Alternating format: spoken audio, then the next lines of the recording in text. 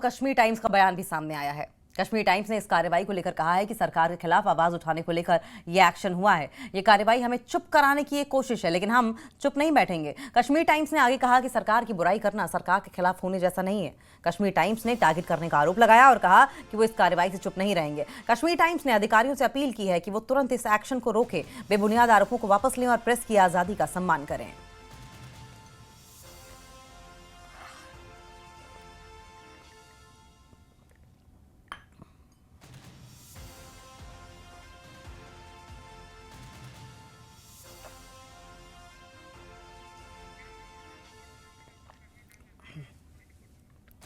तो कश्मीर टाइम्स पर एसआईए के क्या आरोप हैं?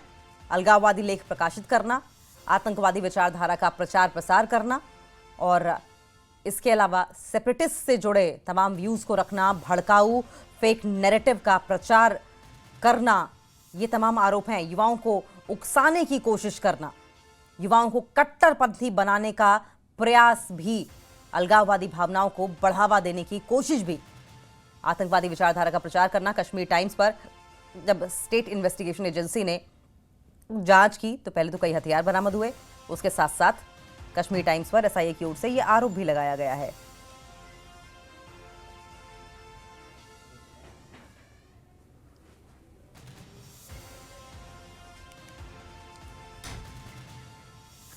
तो कश्मीर टाइम्स को लेकर यह खुलासा बेहद हैरान कर देने वाला है, लेकिन उससे भी ज्यादा हैरान करने वाला है इसके समर्थन में कुछ सियासी दलों की तरफ से उठाए जा रहे सवाल।